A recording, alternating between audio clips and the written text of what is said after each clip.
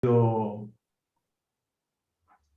justamente te iba a pedir, hermano secretario, que pongas a grabar. Eh, Saludo al querido hermano Nicolás Manrique Carrera, de la respetable logia Portapía 132. Bienvenido, querido hermano. Y así a todos los que nos acompañan esta noche. De hoy entonces oficialmente por iniciada esta reunión de la respetable logia Juan Domingo Perón, número 704, de la obediencia de la Gran Logia de la Argentina de Libres y Aceptados Masones, en el año del sesquicentenario, en el año en que conmemoramos el sesquicentenario del fallecimiento del doctor José Roque Pérez, primer gran maestre de la masonería argentina. Es una alegría inmensa contar esta noche con la presencia de tan queridos hermanos y muy especialmente de quien va a ser el expositor de esta noche, que es un viejo y querido amigo, no viejo por edad, sino porque hace muchos años que nos conocemos. Así que un placer, Gustavo, como te decía, tenerte entre nosotros. Y sobre todo para hablar de un tema, si bien esta actividad la habíamos coordinado a través del muy querido Daniel Siciliano. Daniel, te agradezco a vos también tus gestiones y tu fraternal predisposición para que esto se concretara. Otro viejo y querido amigo. Decía que allá hace un tiempito que coordinamos esta charla, pero me parece que cae en un momento, sin saberlo, digamos, nos cae en un momento muy especial, un momento en el cual se están discutiendo cosas que me parecen muy importantes. Por ejemplo, si el acceso a Internet es un servicio público, debe ser considerado como tal. Si pueden las empresas prestatarias de servicios de comunicación desoír disposiciones del gobierno nacional en lo que se refiere a aumentos de tarifas y avanzar más allá de las disposiciones. En fin, toda una serie de temas que me parece que seguramente Gustavo irá desgranando a lo largo de su exposición. Yo le voy a ceder la palabra al respetable hermano Diego Uberman, que es el gran secretario de comunicación de la Gran Logia de la Argentina, de Libres y Aceptados Masones, para que ya le dé formal inicio a esta actividad. Respetable hermano Uberman, tenés la palabra. Gracias, Rodolfo, muy amable, buenas noches para todos y para todas los presentes aquí. Bueno, para mí es una alegría y es una suerte, es una satisfacción esta invitación a poder participar y poder hacer esta breve introducción. Bueno, yo soy un hombre que viene de los medios también, además de escribir. Soy un periodista y soy un escritor, y no hace falta ser un especialista en medios ni ser Ferdinand de Saussure para entender que vivimos una época de una transición en materia de medios de comunicación, ¿no? Lo que ha sido el impacto de la convergencia tecnológica sobre los medios y sobre la manera en la cual los medios articulan la interacción entre los emisores, los receptores y la sociedad, es realmente histórico. Probablemente únicamente momentos en los que apareció la imprenta, estoy pensando en Gutenberg, o frente a la aparición de la radio haya habido alguna transformación tan dramática. La lógica de los medios de comunicación y la lógica de la comunicación cambió dramáticamente desde el momento en el que la tecnología nos permite ser todos emisores. Y entonces esa lógica tradicional del medio de comunicación que emite de uno a muchos se cambió, y las redes sociales por un lado, y la posibilidad de crear medios de comunicación por otro, y la posibilidad de que un mismo medio de comunicación se transforme en una forma híbrida, como puede ocurrir con la radio y sus transmisiones de video, o la inmediatez que le gana incluso a lo que ya era la inmediatez de la radio, haciendo transmisiones que podemos, si querés, considerarlas hasta espontáneas, directamente desde cualquier lugar y en cualquier momento.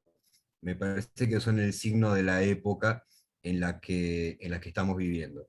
Entiendo que, bueno, cualquier institución, la masonería, un medio de comunicación, una institución particular, civil, política, económica, cualquier organización de las personas, en el momento de pensar cómo va a comunicar, qué quiere comunicar, a quién le quiere hablar, tiene que entender ese escenario de una manera completamente distinta.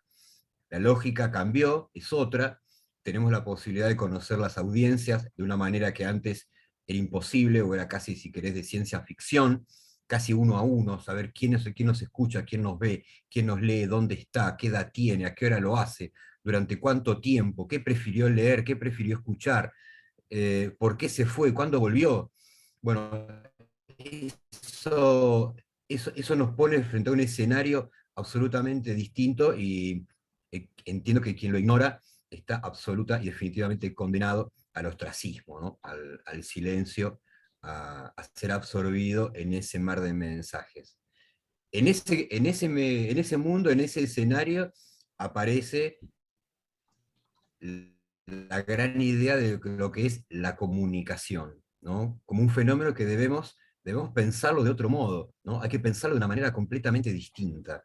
Y tiene, por supuesto, la bajada de la realidad, porque desde lo académico podemos pasarnos horas reflexionando y tirando ideas y proponiendo, pero bueno, ¿y en la práctica qué ocurre con eso? ¿Cómo, cómo funciona la realidad? ¿No? Lo que planteaba recién Rodolfo me parece que es una de las llaves, y creo que en ese sentido es un acierto, otro acierto, de la logia Juan Domingo Perón, la invitación de esta noche al doctor Gustavo López. Probablemente los que seamos un poquito más grandecitos sepamos de Gustavo López, no es para nosotros una persona nueva, no es un joven talento que estamos discutiendo, es un profesional de una trayectoria bastante dilatada, extensa. Para quienes son más nuevos podemos contarles que es abogado, Gustavo López es abogado, que tiene un largo recorrido institucional, fue secretario general de la UBA, de la Universidad de Buenos Aires, fue interventor del CONFER, aquel Comité Federal de Radiodifusión, fue ministro secretario de Cultura en la ciudad de Buenos Aires, fue subsecretario general de la Presidencia de la Nación. ¿Qué más te puedo contar? Que es profesor titular de Derecho en la Universidad de Buenos Aires y en la Universidad de José C. Paz, que tiene varios libros escritos, hay que saberlo eso, que tiene un recorrido muy grande como periodista, en radio además, que es el planeta del cual yo provengo, y que actualmente es el vicepresidente del ENACOM, ¿no? Y entonces, con esos pergaminos, con esas credenciales, el doctor Gustavo López tiene la enorme gentileza de compartir con nosotros una charla, una disertación, cuyo título es justamente una afirmación. La comunicación es un derecho básico universal. Y creo que si estamos de acuerdo, por lo menos parcialmente, en todo lo que planteamos hace un ratito, el gran marco de referencia justamente termina con esta idea, con que es un derecho básico universal. Así que bueno, sin más preámbulos, Rodolfo, te devuelvo la palabra para que dispongas de ella. Les agradezco muchísimo esta invitación, es un gran gusto realmente poder participar y poder recibir a una persona de la talla del doctor López, y ojalá que podamos obtener todo el provecho que esperamos de este encuentro. Gracias, Rodolfo, y a todos, por supuesto. Gracias, respetable hermano Diego Uberman, como les decía, gran secretario de comunicación de la Gran Logia de la Argentina de Libres y Aceptados Masones. Hechas las presentaciones entonces de rigor, Gustavo, somos todos oídos y te escuchamos. Bueno, buenas noches a todos, a todas. Primero, gracias Rodolfo por la invitación que me hiciste llegar a través de un amigo en común, de Daniel, que está acá presente con nosotros, Daniel Siciliano. Gracias Rodolfo, de verdad. Gracias Diego por tus palabras, por tu presentación. Y de lo que ustedes dijeron, enseguida noté varias cosas, ¿no? Rodolfo hablaba del derecho a la conectividad. Cuando planeamos esta charla, todavía no se estaba discutiendo públicamente algo tan esencial para todos nosotros. Y mientras vos, Diego, hablabas, yo anoté medios, democracia, sociedad de masas, medios masivos. Y ahora voy bueno, y obviamente el título de la charla, que fue tu frase final, derecho básico universal a la comunicación, o la comunicación como derecho básico universal. tengo el defecto de ser abogado, así que algunas cosas las voy a hablar desde este defecto que tengo, pero cuando las revoluciones liberales se impusieron a las monarquías absolutistas, uno de los derechos consagrados es el de la libertad de expresión.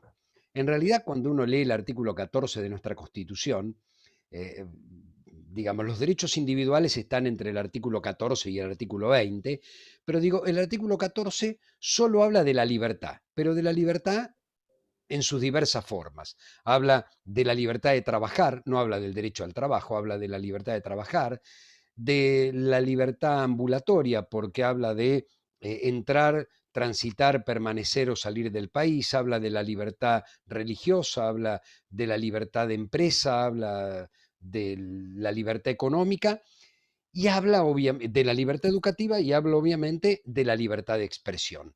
Siempre pensando en términos de quien quiere ejercerla, en términos de el periodista, porque está hablando de la libertad de expresión sin censura previa, también habla del derecho de imprenta y de que el Estado no puede intervenir para bloquear ese derecho de imprenta, pero estamos pensando en uno de los derechos básicos del ser humano, pensado como derecho inherente a la persona humana, es decir, como parte de su propio ser, y que tiene que ver con esto de yo puedo expresar las ideas por la prensa sin censura previa. La verdad que es un avance enorme, siempre lo dice Daniel Siciliano, los derechos liberales son un avance enorme en el siglo XVIII frente a la monarquía absolutista, pero hoy eso que ya lo tenemos incorporado, que a nadie se le puede ocurrir en el siglo XXI pensar en que hay ningún justificativo para la censura, para ningún tipo de censura, no alcanza con esto. Digo, cuando queremos hablar del derecho básico, universal, a la comunicación, no alcanza solo con decir publicar las ideas por la prensa sin censura previa.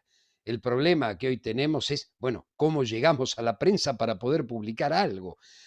¿Cómo conseguimos ese resquicio que nos permita a nosotros llegar a un lugar para que nuestras ideas puedan circular?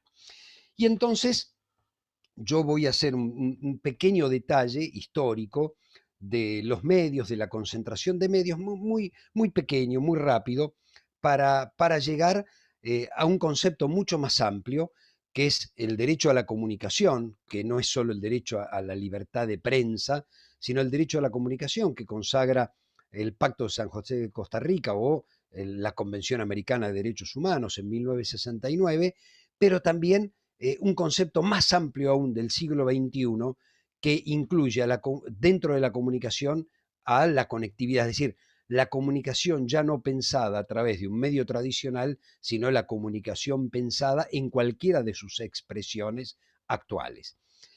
A ver, los medios y la democracia tienen una relación fundamental. Digamos, la democracia como sistema político basado en la soberanía popular, en un sistema de reconocimiento explícito de una serie de derechos individuales, de derechos colectivos, como son los derechos laborales, y de derechos de tercera generación, como derechos humanos, son parte ineludible de un sistema democrático, como la división de poderes, como la periodicidad de las funciones, digo, como el sufragio. Digo, todo esto hace al sistema democrático. Pero en un momento en donde la concentración de medios en la Argentina y en el mundo es tan fuerte, cuando en el año 2013 estábamos discutiendo la constitucionalidad de la ley de medios, la Corte en su fallo, cuando declara que la ley de medios era constitucional, aunque su aplicación fuera retroactiva y obligara a vender activos algunos de los licenciatarios, digamos, la discusión era el derecho de propiedad frente al derecho a la comunicación, en términos muy amplios, la Corte dijo, los monopolios pueden poner en riesgo la libre circulación de las ideas. Y es fundamental para un sistema democrático la libre circulación de las ideas. Digo, no hay democracia sin todas estas cosas que dijimos, pero tampoco se consagra una democracia si no hay libre circulación de las ideas. Y para que haya libre circulación de las ideas, hoy no alcanza con el enunciado del artículo 14 de la Constitución publicar las ideas por la prensa sin censura previa. Digo, hoy el Estado, desde mi punto de vista, tiene que tener un rol activo para garantizar esa libre circulación de las ideas en un punto de equilibrio entre cómo garantizar algo y cómo no meterse de manera tal en la producción de contenidos que pueda afectar ese principio básico de expresar las ideas por la prensa sin censura previa. Dejo esto para ir para atrás y volver a este punto en 5 minutos. Cuando se escribió nuestra Constitución en 1853, obviamente el único medio que existía para publicar las ideas por la prensa era lo que hoy conocemos como la prensa escrita o el diario, que ni siquiera era lo que hoy creemos que es un diario, un periódico en términos periodísticos. Digo, cuando Bartolomé Mitre funda el diario La Nación, lo hace después de ser presidente de la Argentina y dice será tribuna de doctrina. Esto es, no estaba pensando en términos periodísticos, no existía esa idea de la noticia, la objetividad o por lo menos la búsqueda de la objetividad. Era un medio político, como lo fue la Gaceta de Mariano Moreno, un medio político para la lucha política que se daba a través de la pluma, a través de la palabra o a través de la espada a lo largo de todo el siglo XVIII y de todo el siglo XIX y hasta comienzos del siglo XX cuando se profesionaliza esto y por eso anoté sociedad de masas y medios masivos. Digo, cuando se constituye la idea de sociedad de masas a principios del siglo XXI, con las grandes migraciones del campo a la ciudad, estas ciudades necesitaban servicios, necesitaban cloacas, necesitaban alumbrado público, necesitaban asfalto o adoquines, necesitaban transporte y también necesitaban información. Y allí nace, a principios del siglo XX, la idea del medio de comunicación poniendo la información por delante del interés político o del interés editorial, y esto no significa que alguna vez haya dejado de haber interés político o interés editorial, pero sí hubo una profesionalización de los medios de comunicación porque, y voy a decir una antigüedad, que algunos sabrán de qué hablo, pero hace 40 años, cuando vos necesitabas un remedio, tenías que fijarte en la parte de atrás del diario, en las farmacias de turno en la ciudad de Buenos Aires, para ver qué farmacia estaba abierta para conseguir un remedio. No existían ni los Pharmacity abiertos a las 24 horas, ni existía Google, ni existía Internet, ni existía ningún medio de los que hoy conocemos para buscar esa información. Esa información la traía el diario. Y la traía el diario, ¿por qué? Porque la sociedad de masas requería información a principios del siglo XX, y esto prácticamente se extendió hasta fines del siglo XX, donde el medio de comunicación era eso, era, además de que siempre estuvo relacionado con la cuestión política, con la cuestión doctrinaria, que obviamente ha ayudado a gobiernos a llegar y ha ayudado a golpes de Estado a derribar gobiernos, en el medio de todo eso había un interés periodístico. Algunos países profesionalizaron de manera tal valga la redundancia, el periodismo, que por ejemplo el diario Le Monde, el secretario de redacción no es elegido por los dueños del capital, sino que es elegido por la propia redacción. O hay diarios en Estados Unidos, como el Washington Post o el New York Times, que todavía tienen pluritos en separar la cuestión editorial de la cuestión informativa. Esto es imposible hacerlo de manera séptica, y son medios que además están identificados después con algún color político y lo dicen en un momento determinado. Dicen, yo recomiendo a mis lectores votar al Partido Demócrata o yo recomiendo a mis lectores votar al Partido Republicano. Cuando uno lee el ABC en España sabe que es un diario de derecha, monárquico, y antes cuando leía El País sabía que era un diario de izquierdas, ahora no tanto porque el Partido Socialista ha dejado de serlo. Pero digo, los medios de comunicación en la sociedad de masas, además de tener un rol político que nunca lo perdieron, tenían un rol periodístico. Yo diría que los medios que hoy conocemos en el siglo XXI son más parecidos a los del siglo XIX que a los del siglo XX. Digo, han perdido esa profesionalidad de intentar poner el hecho periodístico por afuera o por encima de la valoración doctrinaria o de la valoración del interés económico, y el mejor ejemplo lo tenemos quizá con el periodismo de guerra durante el kirchnerismo, confesado por los propios periodistas diciendo hacíamos periodismo de guerra, eran ellos o nosotros. Bueno, en este mundo donde hoy vivimos y donde los medios cumplen un rol político importante, ya no podemos hablar de medios en términos tradicionales, ya no podemos hablar de medio gráfico, de medio radial o de medio televisivo exclusivamente, sino que cuando hablamos de medios tenemos que hablar de cualquier plataforma por la que circulen este tipo de informaciones. Y cualquier plataforma es cualquier plataforma. Pongo un ejemplo. La semana pasada, en mi rol de vicepresidente del ENACOM, recibí a argentores, muy preocupados por, bueno, el cobro de derechos de autor, y ellos dicen, nuestro principal problema hoy en la radio no son las radios, sino que son X cantidad de empresas de carácter internacional a través de los podcasts. Y dicen, nuestras obras circulan allí y nos cuesta mucho hacer convenios para poder cobrar, como nos cuesta mucho hacer convenios con YouTube y nos cuesta mucho hacer convenios con Amazon y nos cuesta mucho hacer convenios con Netflix.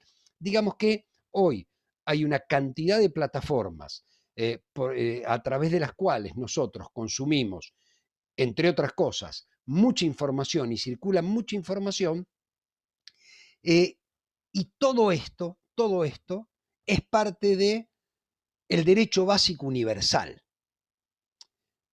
No se limita hoy ese derecho básico universal a la radio, televisión o prensa escrita tradicionales, sino que uno lo tiene que pensar en un universo más grande donde no importa el formato, no importa la vía por la que nos llega, lo importante es el contenido. Esto es, si el contenido es audiovisual, estamos hablando de audiovisual, no importa que lo veamos a través de televisión, a través de una computadora o que lo escuchemos a través de una radio, y una información es una información, no importa que lo leamos en el diario, nos llegue a través de un podcast o escuchemos la radio a través del streaming. Digamos, hay que pensar en términos multiplataforma para poder entender el fenómeno de la comunicación actualmente. Se ha avanzado, digamos, del derecho a la comunicación sin censura previa o expresar las ideas por la prensa sin censura previa, derecho liberal del siglo XIX, a la consagración de la comunicación como derecho humano básico, pensado en la Convención Americana de Derechos Humanos e incorporado eso en la Constitución, en el artículo 75, inciso 22, en 1994, hay un avance muy grande. ¿Por qué? Porque ya el Pacto de San José de Costa Rica no habla de la comunicación pensando en el periodista, sino que lo hace pensando en el ciudadano, pensando en multiplicidad de plataformas existentes en aquella época, y habla del derecho a expresar las ideas por cualquier medio que sea.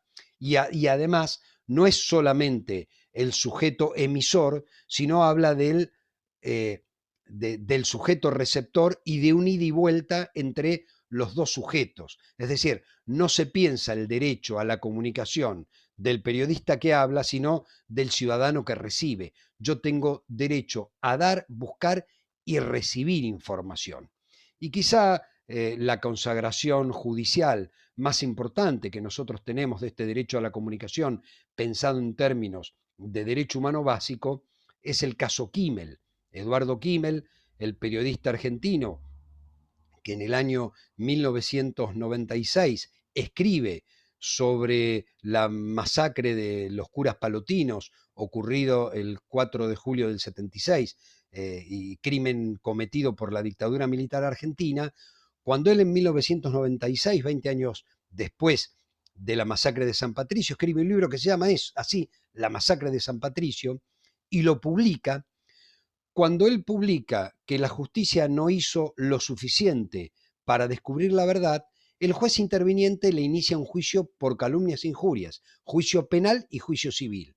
Lo paradójico es que después de 20 años de sucedidos 5 asesinatos, el único condenado por la Corte Suprema de Justicia de la Argentina era el periodista, a 1 año de prisión en suspenso y a pagar una indemnización de $20.000. Tuvo que intervenir la Corte Interamericana de Derechos Humanos, primero la Comisión Interamericana, después la Corte Interamericana. En el medio Kimmel murió con la condena a cuestas, para que la Corte Interamericana dijera que no solo no había delito, sino que Kimmel había ejercido el derecho consagrado en la Convención Americana de Derechos Humanos, que era dar, buscar y recibir información.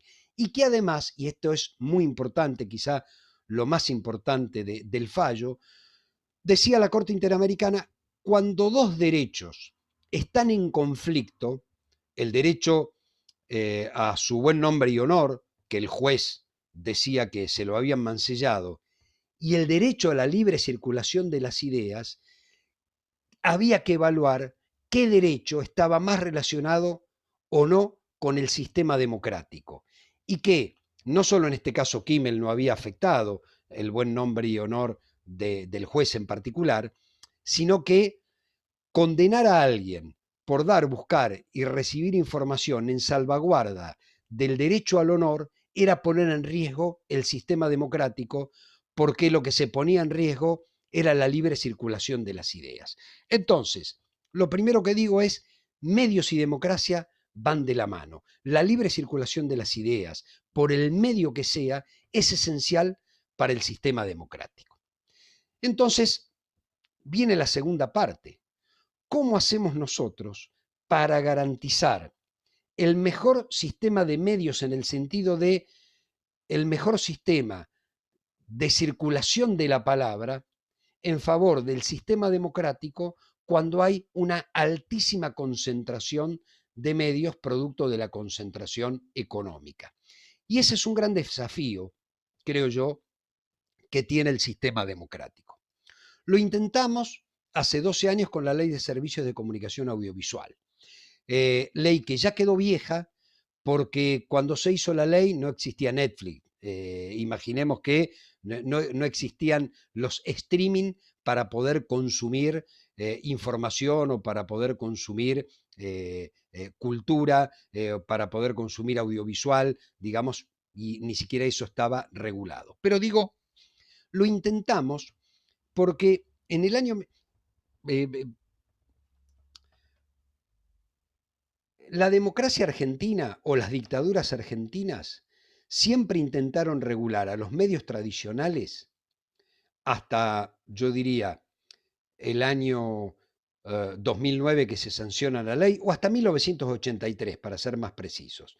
Digo, desde la aparición de la radio en nuestro país, desde el año 1933, con el primer reglamento de radio, ¿sí?, que prohibía el lunfardo, que prohibía el tango cambalache, que prohibía el cocoliche, como deformaciones, decía ese reglamento, del idioma, hasta 1983, todos los reglamentos, incluso la única ley que se había dictado, siempre pretendían condicionar el discurso. Esto era controlar desde el Estado lo que se decía. Y debo ser sincero, esto fue de 1933 a 1983. Durante 50 años, los sucesivos gobiernos dictatoriales sancionaron normas en ese sentido y ponían la cuestión de la comunicación como una cuestión de seguridad del Estado.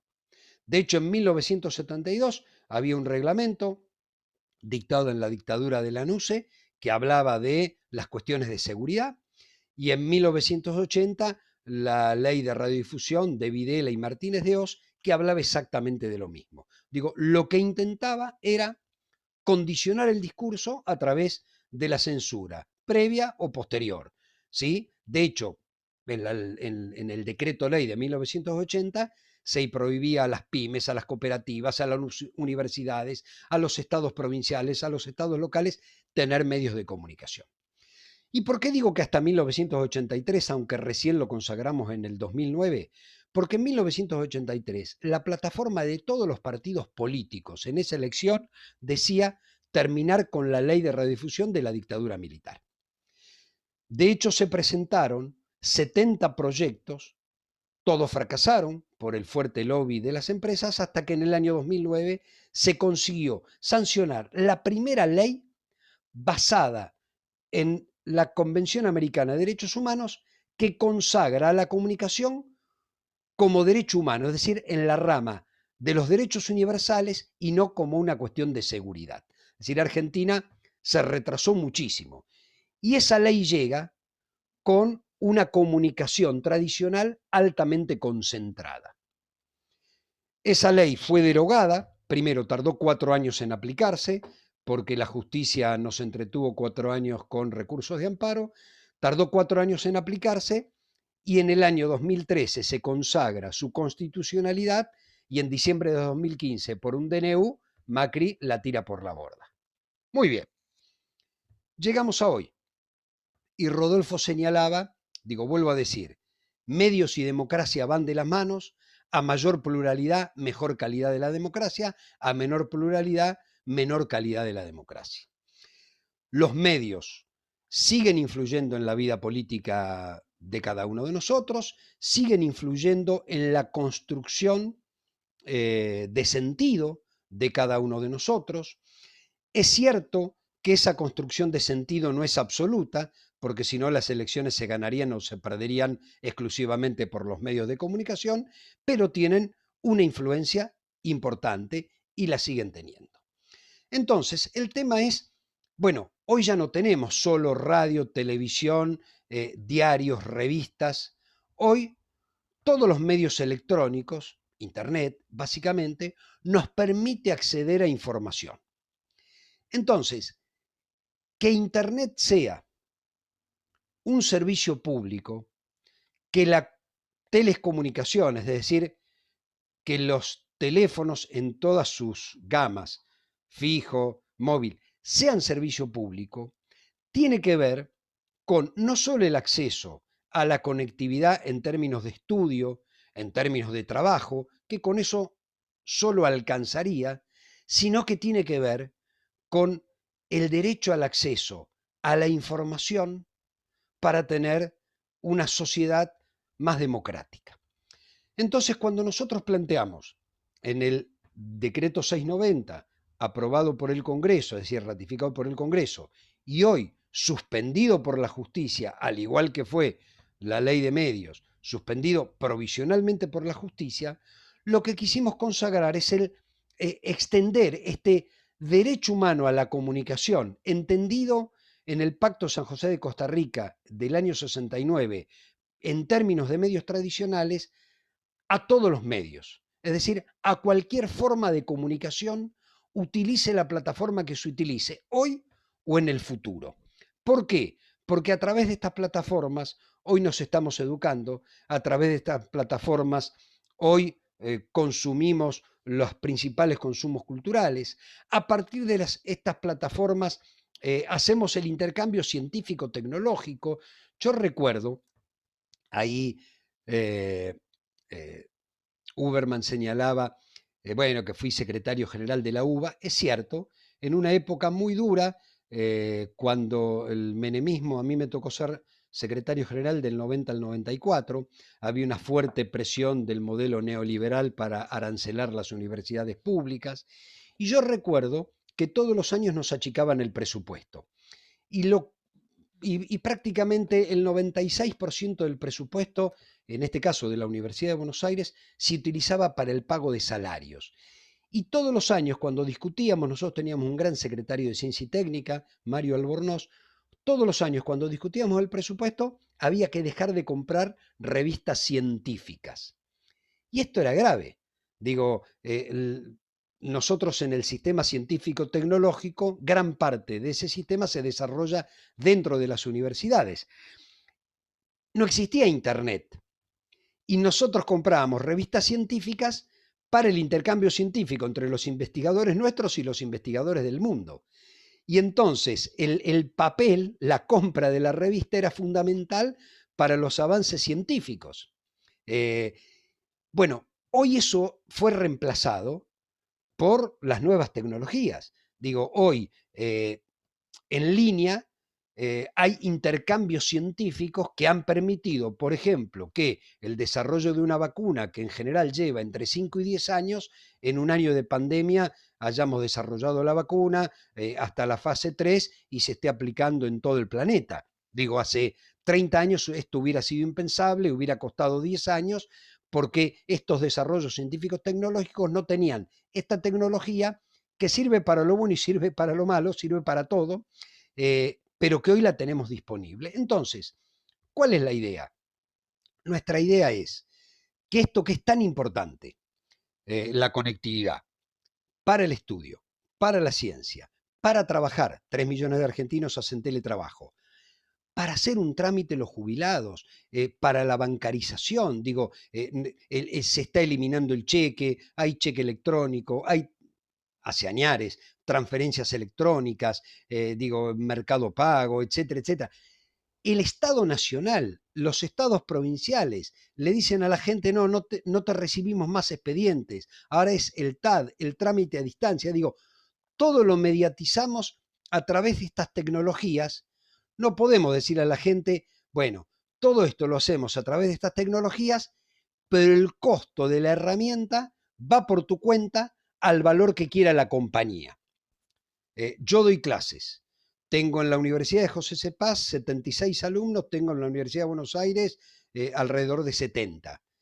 ¿Qué les digo? Bueno, muchachos, si tienen plata para pagar internet, conéctense, y si no, cursan y vean si alguien después le manda la clase grabada y no sé cómo la van a ver por el consumo de datos. Bueno, lo que nosotros decimos es, hoy el derecho humano a la comunicación se extiende a todas las tecnologías que utilice la comunicación.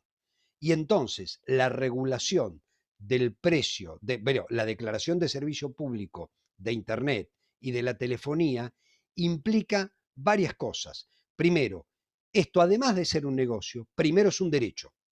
Entonces, si es un derecho, el Estado tiene que tener políticas públicas activas para garantizar equidad en el acceso a estas tecnologías.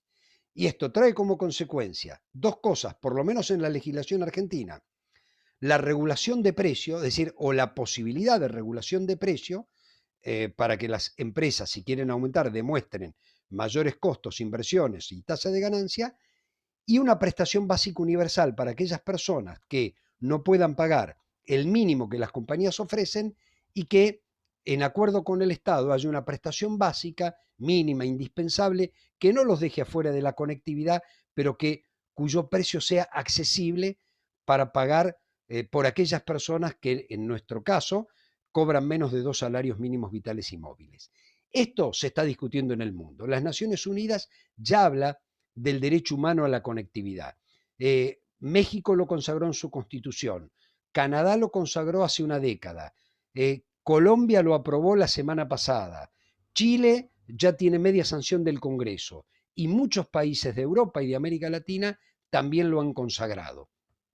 No solo necesitamos reglas de competencia, como existen en muchos países del mundo, en la mayoría de los países centrales o de las economías centrales, sino un rol activo del Estado, vuelvo a repetir, al efecto de, como esto es un derecho humano básico desde nuestro punto de vista, garantice equidad en el acceso a estas nuevas tecnologías.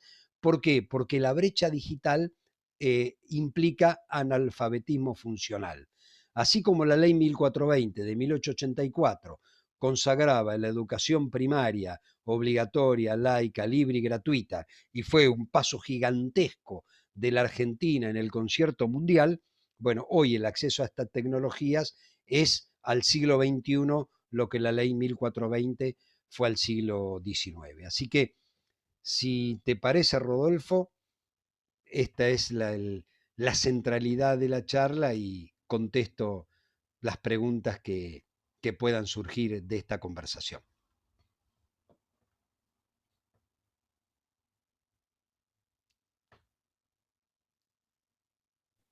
Estás muteado. Ahora sí.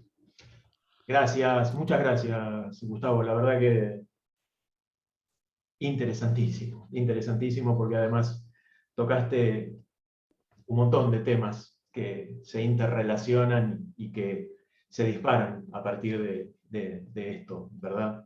Pensaba en muchas cuestiones relacionadas con esto de alguna u otra manera. Pensaba en alguna periodista a la que hace pocos días el ENACOM le aplicó una sanción por haber hecho un uso temerario del aire de que dispone, recomendando tomar sustancias que se comprobó que eran dañinas. Pensaba a partir de la virtualidad impuesta por la pandemia, cómo eso puso sobre la mesa la situación de muchísimos sectores de distritos ricos, como la ciudad de Buenos Aires, por ejemplo, donde no, por falta de acceso a la tecnología, muchos chicos se vieron impedidos de seguir educándose. En fin, muchas cuestiones. Como decimos los masones, nos has dejado mucho salario con tu charla. Si estás de acuerdo, entonces yo habilitaría la posibilidad de que algunos asistentes hicieran alguna pregunta, algún comentario.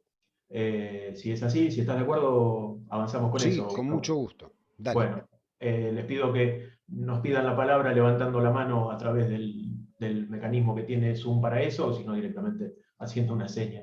Querido hermano Homero Bonafert, tenés la palabra. Muchas gracias, Rodo, muchas gracias, Gustavo, por la charla.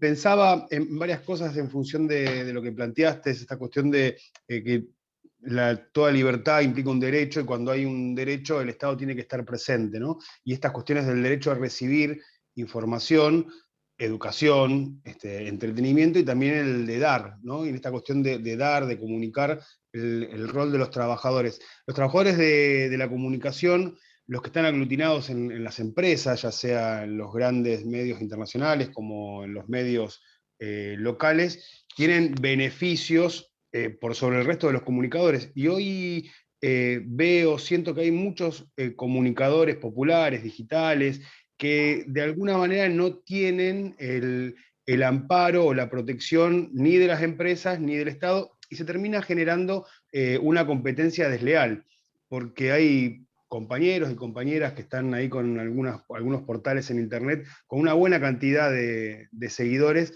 pero aún así no pueden acceder porque, porque lo que exige el Estado para estar en blanco, digamos, o para hacer las cosas en regla, la vara está demasiado alta. Entonces la pregunta puntualmente tiene que ver con esto de que cuáles son, no, más allá de la ley de medios que entendemos, y esto que explicaste y el proceso histórico, pero digamos, ¿cuáles serían como las políticas públicas para este grupo de trabajadores que se están pensando, o si no se están pensando, cuáles crees vos que deberían ser las acciones para trabajar en línea de esto?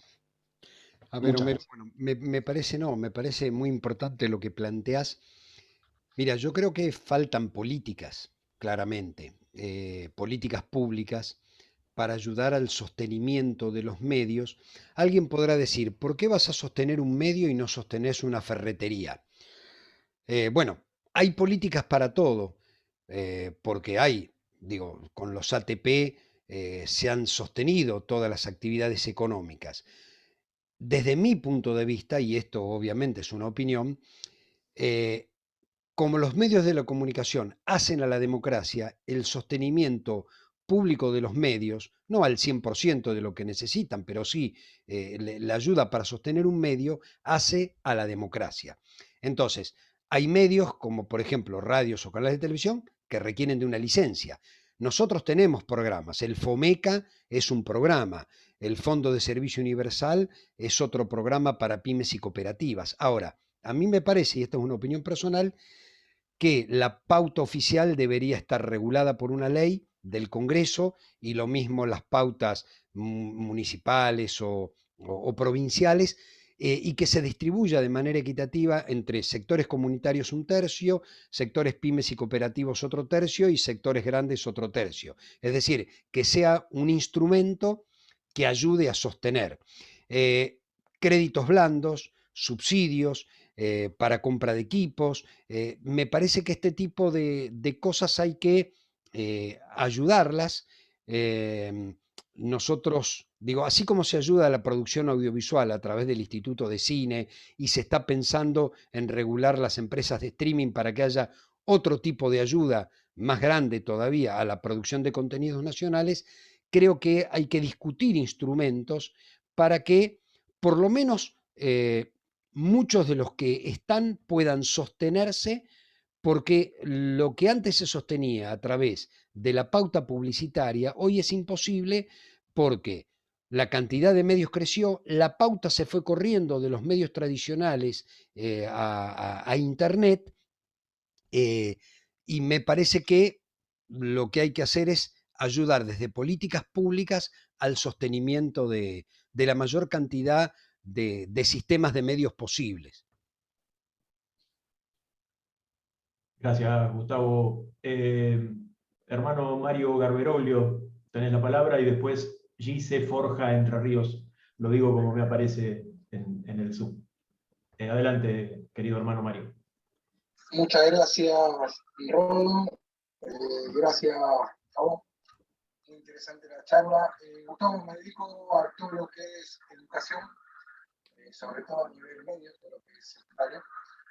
Y bueno, lo que vivimos con esta pandemia hizo que la virtualidad llegara enhorabuena a toda la actualización tecnológica a las instituciones educativas. Y acá divido en dos partes. Una fue cómo impactó a nivel de secundaria, que si bien actualizamos muchas tecnologías, vamos a poder trabajar por medio de todo lo que es la deserción de los chicos, pero no vamos a tener una virtualidad tan intensa cuando volvamos a la normalidad. Ahora, a nivel universitario, por ejemplo, creo que una de las universidades que eran 100% virtual del siglo XXI, hoy por hoy tenemos a la UBA, a la UTN, que están dando 100% virtualidad, y ahí sí creo que se va a pasar una carga horaria mucho mayor a lo que es el día a día de la universidad. Eso por un lado, que ahora después te hago las preguntas. Por otro lado, en el interior del país y en el interior incluso de la provincia de Buenos Aires tenemos un sistema muy precario de conectividad, más allá que porque tenemos una fundación, la Fundación Educara, estuvimos trabajando en conectividad, ayudando a varios colegios y a varios alumnos, lo que podíamos. Sin dejar de mencionar que es súper necesario tener un dispositivo, ¿no? Me interesaría mucho saber cómo se piensa la implementación del derecho a la conectividad para los educandos, sobre todo para lo que es nivel medio, que los recursos son mucho menores. Bueno, Mario, te contesto, arranco por la última. Nosotros estamos implementando un programa, digamos, cuando llegamos al ENACOM, el ENACOM maneja lo que se llama el Fondo del Servicio Universal, que es un fondo que aportan todas las empresas, no importa el tamaño de la empresa, y ese fondo, que es un fondo fiduciario, es decir, que no se puede utilizar más que para la conectividad, prácticamente en el gobierno de Macri no se había utilizado. Y había un solo programa. Nosotros hoy tenemos 10 programas, conectividad para barrios populares, conectividad para zonas de difícil acceso, conectividad para instituciones públicas. Esto es educación, salud y seguridad. Entonces, al día de hoy hemos otorgado subsidios por 3.500 millones de pesos en un año y medio de gestión para conectividad, fundamentalmente en localidades de menos de 30.000 habitantes, de difícil acceso, barrios populares e instituciones públicas. ¿Esto qué significa? Los de barrios populares siempre incluyen a las escuelas que están en los barrios populares, y los de instituciones públicas es exclusivamente para eso. Entonces, nuestra idea es avanzar en la conectividad en todo el país del sistema educativo, de manera tal de, si cuando empezó nuestra gestión estábamos en el 40% de las escuelas conectadas, que lleguemos al 60, al 70, al 80, digo, todo lo que se pueda a través de este fondo. La semana pasada acordamos con el sistema universitario 2 etapas. Una primera etapa, darles un subsidio de 600 millones de pesos, que es más o menos el costo que va a tener la compra de el Wi-Fi 6 para las 57 universidades nacionales. Ellos lo instalan y después, en grupos de 10 universidades, mejorar la fibra óptica en cada una de estas universidades. Es un trabajo que va a llevar tiempo, digo, en los 2 años y pico que nos queda de gestión, no sé cuánto vamos a avanzar, pero nuestra idea es usar todo el fondo posible para conectar la mayor cantidad de escuelas posibles. Por otro lado, atendemos la emergencia. Digo, estamos repartiendo tarjetas telefónicas, digo, eso es solo emergencia, te sirve para 1 mes, 2 meses. Digo, hemos repartido, no sé, 200, 300.000 tarjetas telefónicas para que los chicos no consuman datos. Tanto en el decreto 690, es decir, en la prestación básica universal, como en un acuerdo previo que hicimos con las empresas, todas las páginas Eduar y Gobar no deben consumir datos. Es decir, si alguien entra por el teléfono celular, no consume datos. Pero lo que estamos tratando es, a través del Fondo de Servicio Universal, llevar la mayor conectividad posible al sistema educativo. Ahora voy a la otra parte. Digo, yo soy docente y lo sufro como docente. Yo no sabía que existía el Zoom hasta el 20 de marzo del año 2020, que tuve que ponerme a dar clases. Ahora, después de 40 años de docente, yo no tengo un curso a distancia, que no es lo mismo que un curso presencial. Ahora, el 90% de los docentes que hoy damos clase por internet, lo damos como si fuera un curso presencial, es decir, tenemos la pantallita dividida en X cantidad de gente a la que le explicamos una clase.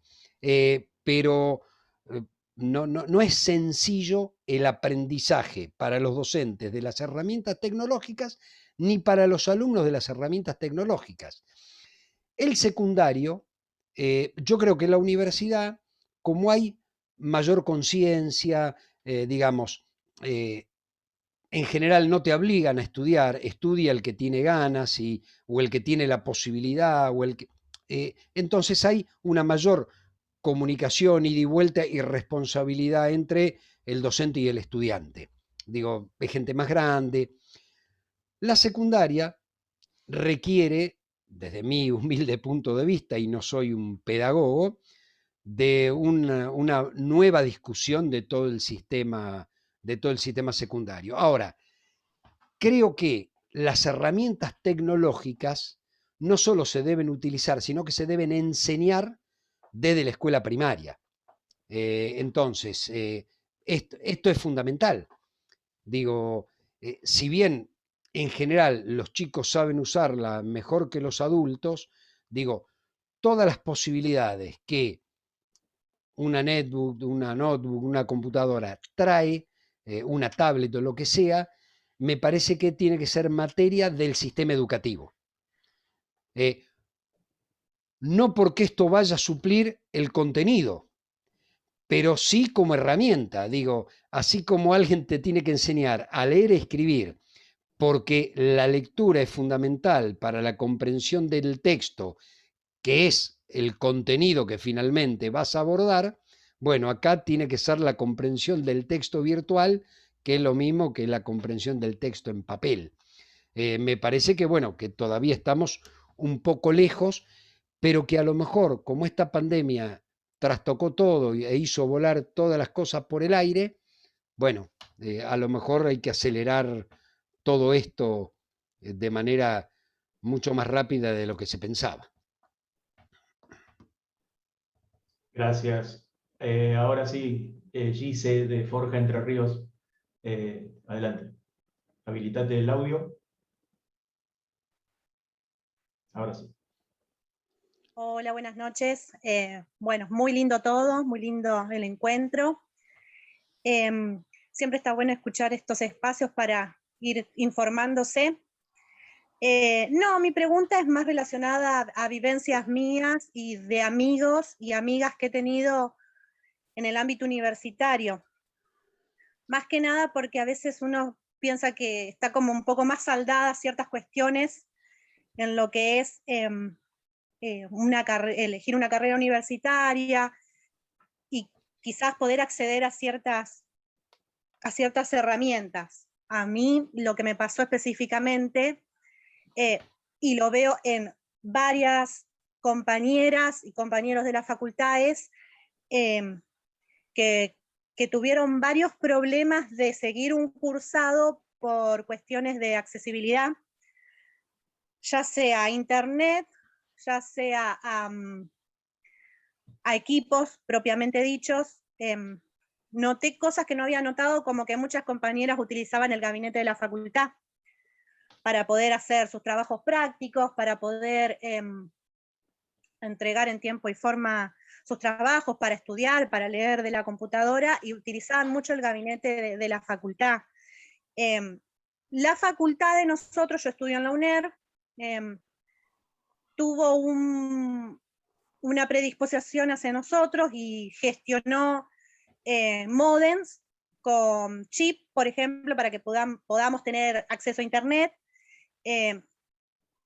Y en ese sentido, muy, muy bueno fue la predisposición de la facultad. Pero mi consulta va si hay algunos proyectos o proyectos a futuro para poder ver esta posibilidad de que quizás las personas que estudian en carreras universitarias puedan llegar a participar en cierta forma del programa que antes se llamaba Conectar Igualdad, si en algún momento va a volver a salir, si es solamente va a seguir estando enfocado en secundario, o si también se podrá ampliar quizás algún cupo más adelante a los estudiantes universitarios que no tienen quizás ya sea una pequeña tablet para estudiar o una netbook como las que daba del Estado, para poder acceder quizás a ese equipo. ¿Y qué hay en el ámbito estilo así universitario? Yo sé que, por ejemplo, lo que comentaba López, que nosotros, por ejemplo, usamos plataformas que no tienen gastos. Sí hay otros gastos aledaños, pero plataformas en donde no hay gastos, como por ejemplo BBB, que es una plataforma propia de la universidad, que esos no te consumen datos de internet, por ejemplo, pero quizás para otras cuestiones, como que te mandan a ver una película, para analizar o ciertas cuestiones así, bueno, eso sí ya obviamente consume datos porque es por fuera. Pero sí, eso lo veo muy positivo. Bueno, esa era mi consulta. Te contesto, Gise. Mira, por ahora los planes que plantearon las universidades es mejorar la conectividad en las universidades, porque en algún momento se va a salir de la virtualidad total, como tenemos hoy, para la presencialidad, la semipresencialidad. Digo, la virtualidad va a quedar claramente y se retomará la presencialidad en buena parte. Lo que nos pidieron es mejorar todo el circuito interno y mejorar la calidad y la capacidad que las universidades a lo mejor no tenían.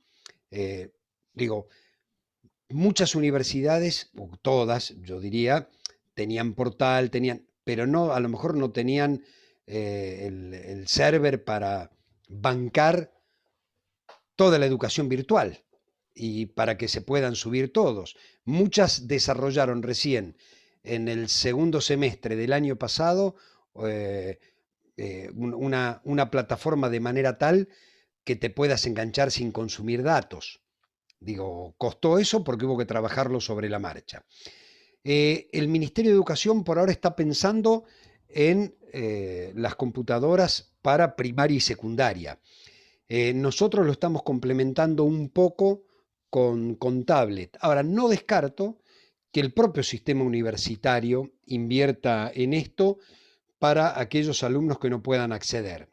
Nosotros, en el caso nuestro, nosotros a algunas universidades le hemos dado tablet y ellos, a través de un censo y de un análisis de la situación económica de los estudiantes, le fueron adjudicando en comodato las tablets para que puedan ir utilizándolas hasta que vuelva la presencialidad.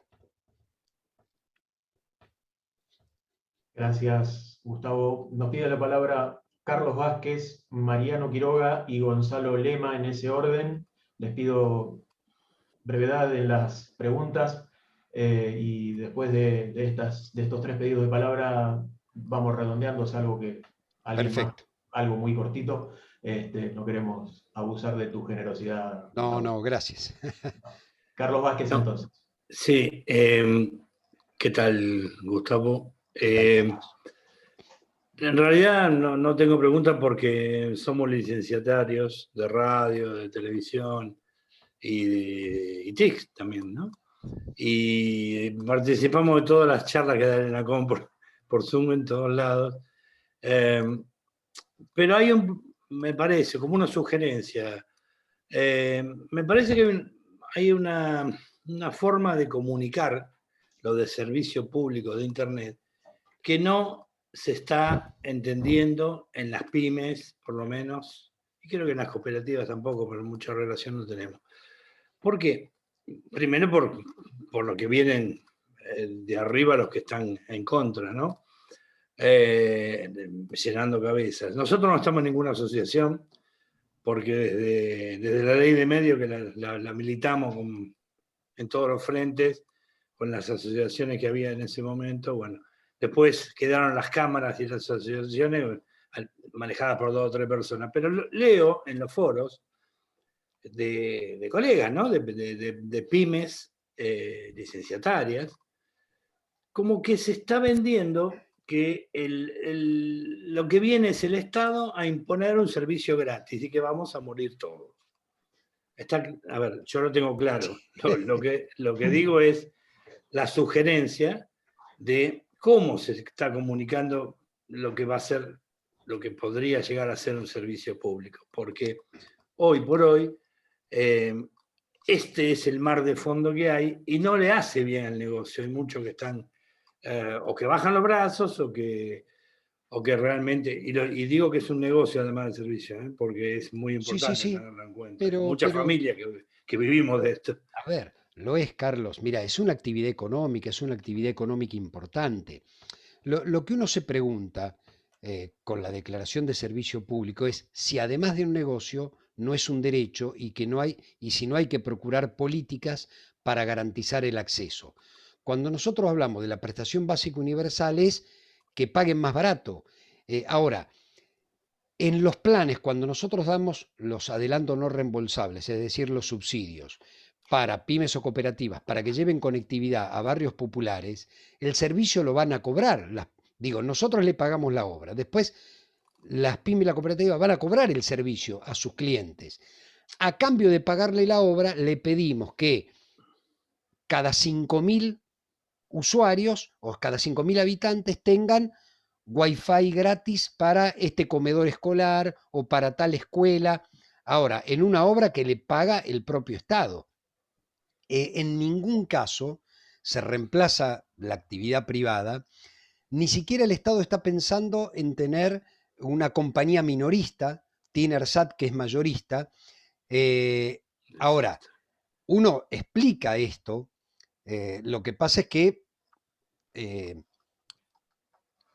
hay una intención, por ejemplo, una de las cámaras dice, subsidien la demanda.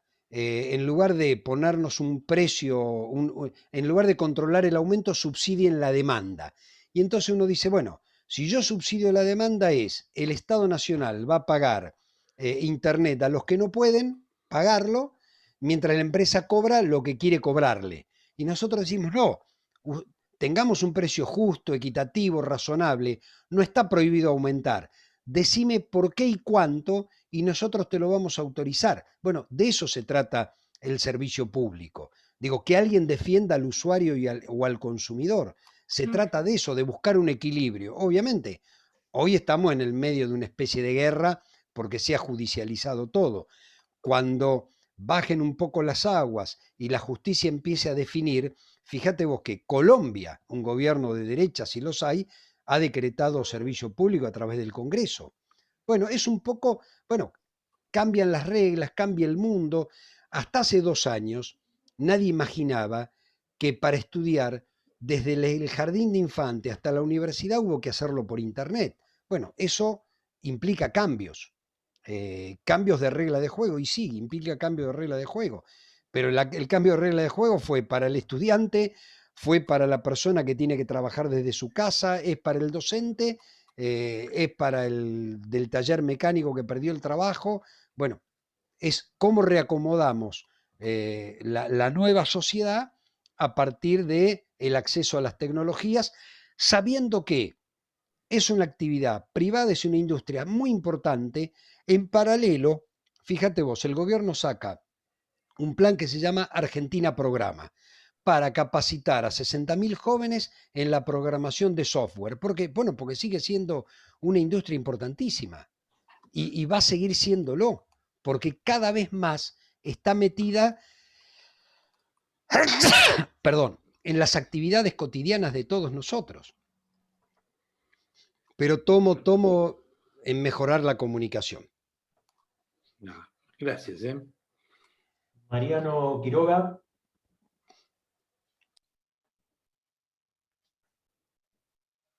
Mariano, ahí. Hola, acá estoy. Bueno, mi nombre es Mariano Quiroga, como bien me dijiste vos. Ahí yo engancho la pregunta que hicieron recién sobre la comunicación del Estado hacia la ciudadanía para poder explicarlo.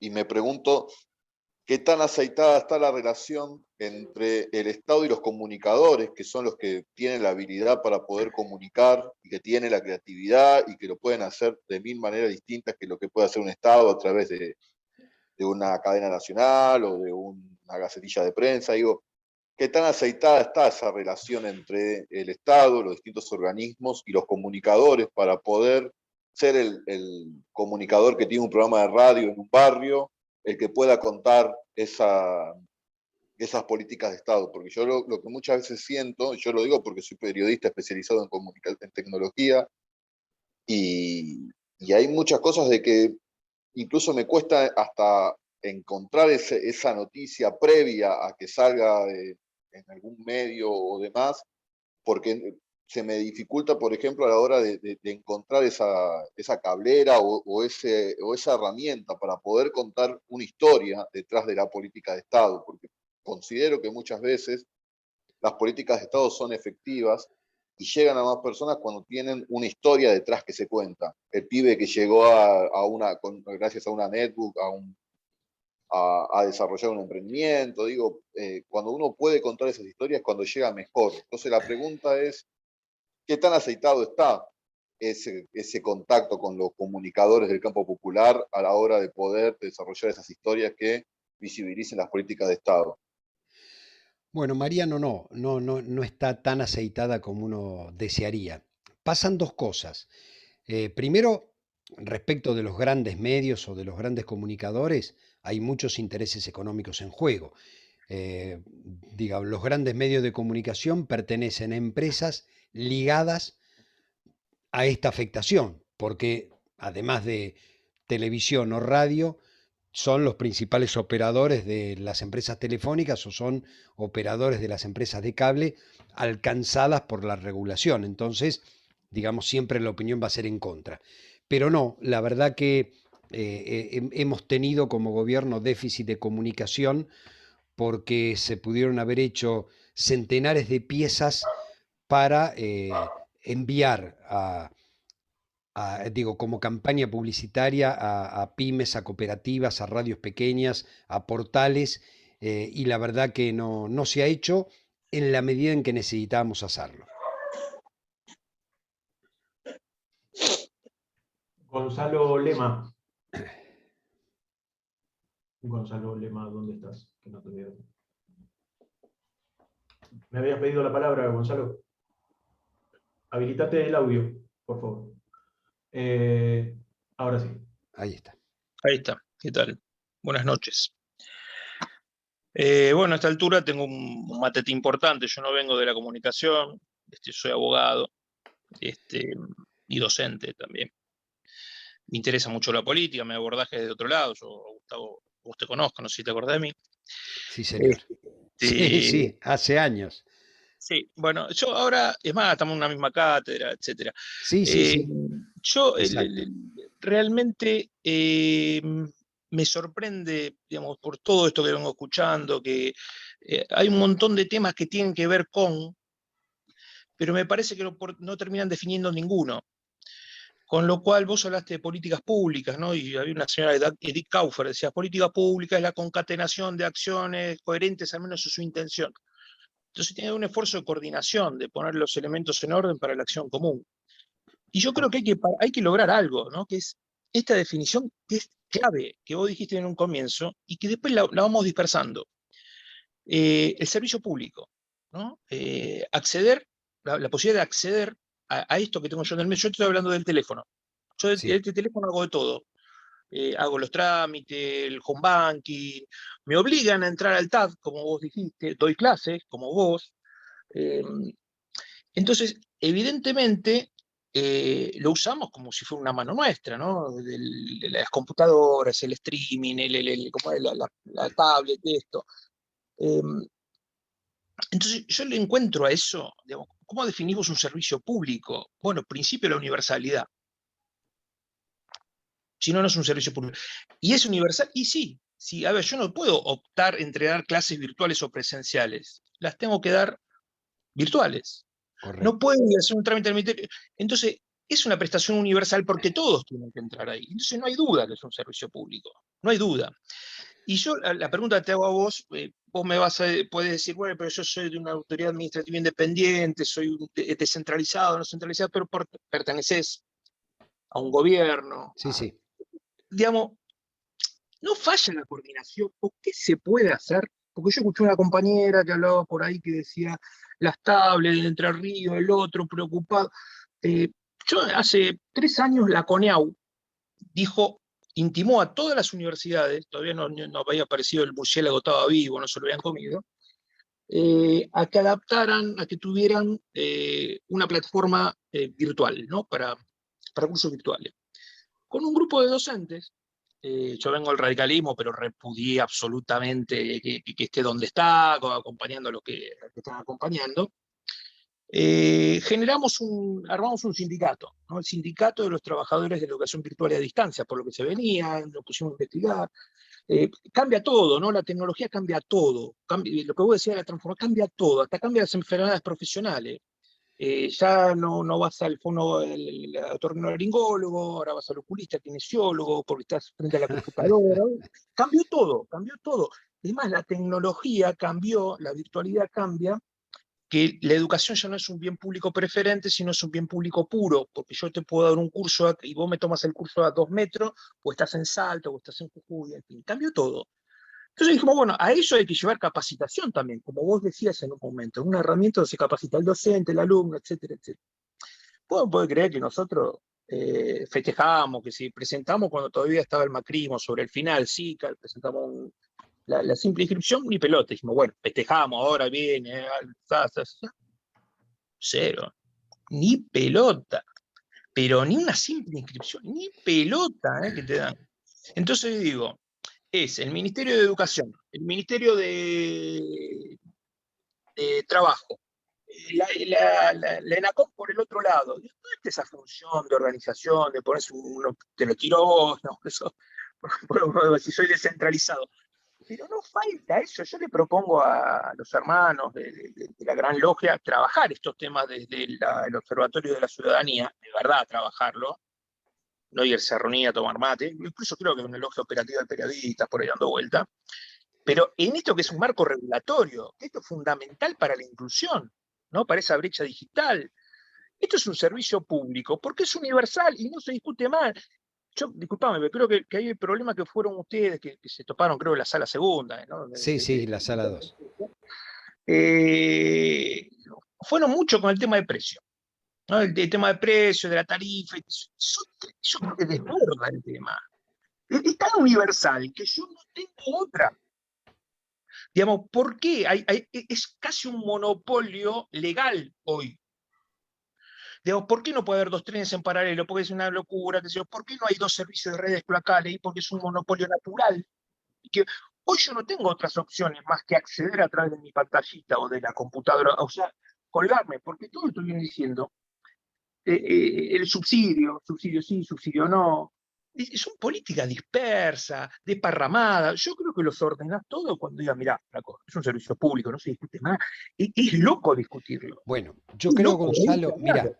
yo creo, Gonzalo, primero lo que te digo es sí, a ver, falla coordinación, porque, bueno, a veces no digamos, no todos los gobiernos tienen discusiones de las políticas públicas hacia adentro de manera tal de que haya una comunicación fluida y que tal ministerio sepa cuál es la política que está llevando adelante tal otro ministerio. Que yo, salvo el tema de la vacunación, que nos enteramos todos porque estábamos todos implicados, no veo que se conozca qué pasa en otro lado, en otro ministerio, independientemente de ser centralizado o descentralizado. El problema que estamos teniendo hoy con las empresas es que las empresas no quieren que sea declarado servicio público, es decir, lo que impugnan es la declaración de servicio público. Para ellos es solo un negocio, no tiene que haber, a ver, fíjate vos que lo escribimos de manera tal que es un servicio público en competencia, esto es, le damos el carácter de servicio público, pero como no es monopólico, aunque es oligopólico o hay poca competencia, nosotros no fijamos un precio único. Lo que decimos es, a partir de lo que estaban cobrando, autorizamos un aumento que incluso es diferente, es asimétrico, pymes y cooperativas respecto de las grandes, porque la estructura de costo es diferente. Digo, arrancamos por allí. De hecho, en el primer trimestre de este año habíamos permitido un 15% qué sé yo, en el cable, sí, un 10 a las grandes y un 20 a las chicas. ¿Por qué no habían aumentado el año anterior? Lo que digo es, si nosotros ganamos la batalla judicial de servicio público, porque lo que está impugnado es el 690 como servicio público, todo lo demás se puede ordenar, porque es allí donde a lo mejor las empresas vienen y dicen, bueno, nos sentamos a discutir el cómo. Hoy no hay discusión del cómo, de cómo implementar muchas cosas, porque lo que impugnan es directamente la declaración de servicio público. Quieren que eso se elimine. Bueno, para mí esa es la pelea central. No vas a poder ordenar ninguna otra cosa hasta que no se defina si es servicio público o no es servicio público. Todo lo demás se puede discutir, cómo discutirlo, de cómo implementarlo, de qué manera hacerlo.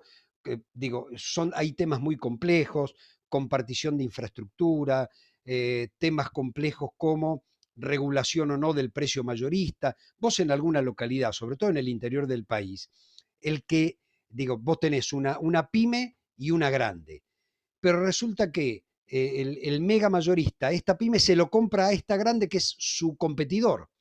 Entonces, si no hay regla de juego, si nadie interviene en fijar reglas, bueno, el grande funde al chico, a veces el chico existe porque al grande no le interesa dar el servicio allí, y a diferencia de los otros servicios públicos, y con esto termino, donde la unidad de medida tiene un valor de referencia, el kilowatt, el metro cúbico de agua, el millón de BTU, tiene un valor único, el mega no, porque va a oferta y demanda. Entonces, las empresas grandes, cuando nosotros le pedimos la estructura de costos para empezar la regulación, nos dijeron, bueno, el dólar es el 30% de nuestra estructura de costos porque tenemos X insumos importados. Los salarios es otra estructura de costos y la inflación es otra estructura de costos. Las chicas dicen, bueno, el valor del mega es el 35% de la estructura de costos. Y uno se dice, ¿y en las grandes es cero? Sí, en las grandes es cero. Porque compran tanto del exterior y son mayoristas que no está en su costo. Bueno, regular esto es complejo, muy complejo, a diferencia de otros servicios públicos. Ahora, no podemos empezar a regular, ni siquiera con regulación asimétrica, porque hoy lo que está en discusión centralmente es si va a ser o no un servicio público. Por ahora lo es, pero está frenada la aplicación por la justicia. Bueno, nosotros estamos bregando porque lo sea, bueno, y en todo caso perfeccionaremos las normas de aplicación. Así que bueno, eso. Y un gusto verte, Gonzalo. Bueno, Bueno, Rodolfo, ahí te busco en el cuadradito. Acá estás. Justo a las 21:30. Bueno, no tengo ningún otro pedido de palabra, pero además, como dije, no queremos abusar de la predisposición y la generosidad de Gustavo. Seguramente habrán quedado cuestiones por conversar, que en todo caso, y bienvenido sea, serán el disparador de una próxima convocatoria a Gustavo. Quizás, seguramente, ya de manera presencial, cuando estas limitaciones que nos impone la pandemia empiecen a aflojar. Así que, Gustavo, solamente me queda, en nombre de la masonería argentina, en nombre de la Gran Logia de la Argentina de Libres y Aceptados Masones, en nombre de nuestra respetable logia Juan Domingo Perón, que tengo el honor de presidir, agradecerte tu presencia esta noche. Sos un funcionario del Estado Nacional a cargo de un tema que, a través de tus palabras y de las preguntas que han surgido, nos damos cuenta de cuántas maneras nos atraviesa a todos. Y en consecuencia me parece que ha sido muy interesante poder desandar estos caminos en esta tarde-noche.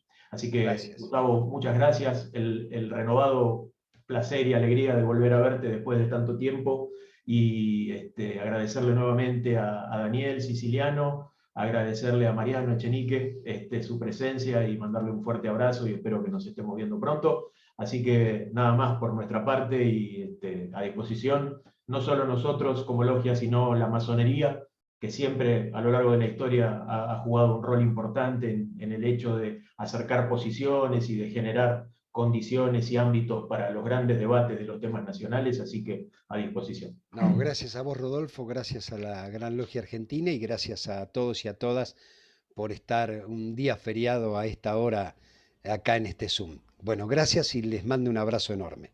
Gracias. Gracias a vos. Que tengan Abrazo todos grande, buenas noches. Rodolfo. Gracias a ustedes, cuídense. Fuerte abrazo, nos estamos viendo. Abrazos.